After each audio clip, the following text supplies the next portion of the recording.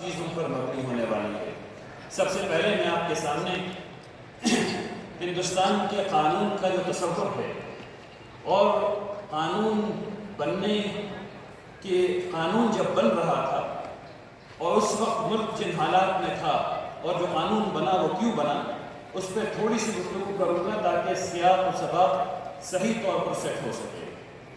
میں آپ کے سامنے وقف کا اسلامی نقطہ نظر بہت تیزی سے رکھنے کی کوشش کروں گا، اور پھر جو پرپوزڈ بل ہے اس میں 44 امنڈمنٹس ہیں۔ اصل میں وہ 153 امنڈمنٹس ہیں، 44 لائن ہے، 153 امنڈمنٹس ہیں۔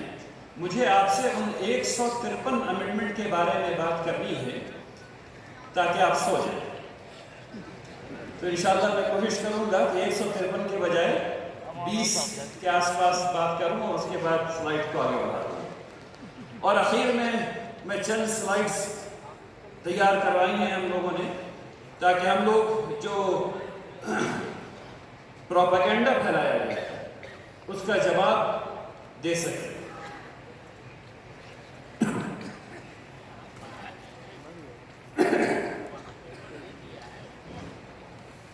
دیکھیے، ہم لوگوں کو یہ سمجھنا چاہیے کہ ہم لوگ ایک ایسے ملک میں رہتے ہیں جو دستور سے چلتا ہے۔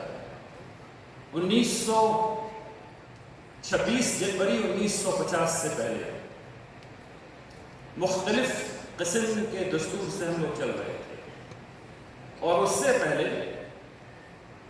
ہم لوگوں کے پاس جو چیز تھی انگریزوں کے زمانے میں وہ استبداد تھا، وہ ڈکٹیٹرشپ تھی۔ ہم لوگ یہ جانتے ہیں کہ سب سے پہلا لکھا ہوا دستور میثاق مدینہ ہے جو 622 کے آس پاس آیا ہے، اور اس کے بعد 1215 میں میگنا کارٹا آیا انگلینڈ میں۔ اور جس چیز نے پوری دنیا میں دستور کی تاریخ بدل دی وہ کتاب لکھی گئی 1755 میں غالباً۔ اس کا نام تھا the social contract. Social contract, اور میں اپنی باتوں کو بہت تیزی سے آگے بڑھانے کی کوشش کر رہا ہوں۔ سوشل کانٹریکٹ نے دستور کی الہامی نوعیت کو تباہ و برباد کر دیا۔ پہلے کے تمام دساتیر اس بات کو مانتے تھے کہ خدا ہے اور اچھائی کا مصدر خدا ہے، اخلاقیات کا مصدر خدا ہے۔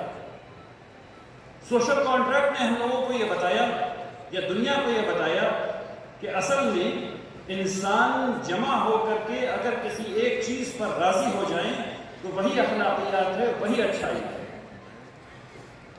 اور اس نقطہ نظر سے جب فرانسیسیوں نے اپنے ملک کو دیکھنا شروع کیا تو وہاں فرینچ ریولوشن آیا۔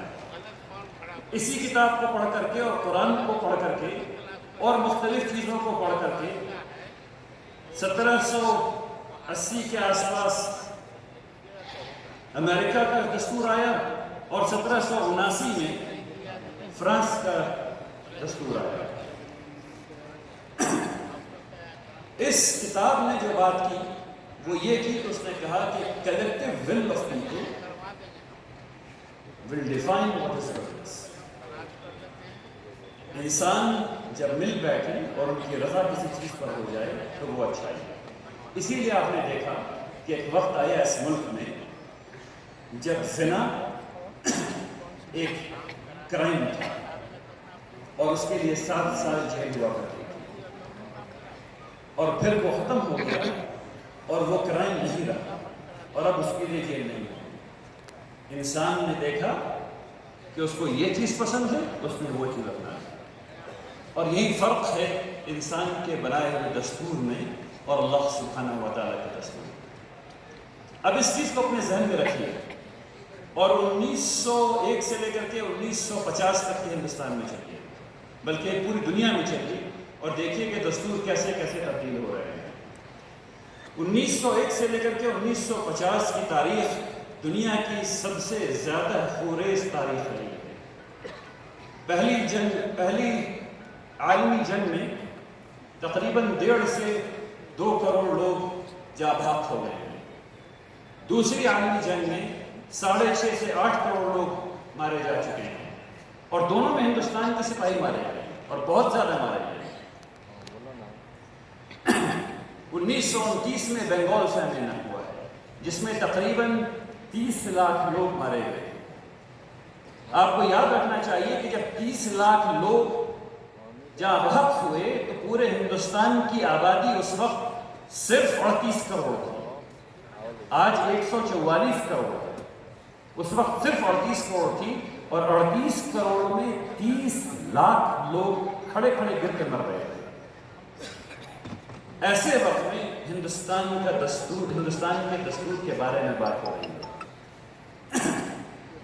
ہندوستان آزاد ہوا چاہتا ہے، ہندوستان غریب ہے، تعلیم نہیں، بھوک مری ہے، انڈسٹری نہیں ہے۔ ہندوستان آزاد ہو رہا ہے اور 565 ریاستیں 15 اگست 1947 کو 565 ریاستیں ہیں، اور ان ریاستوں میں فورن ریاستیں ہیں، یعنی کہ ایسی ریاستیں ہیں اور ان تمام ریاستوں کے پاس یہ حق حاصل ہے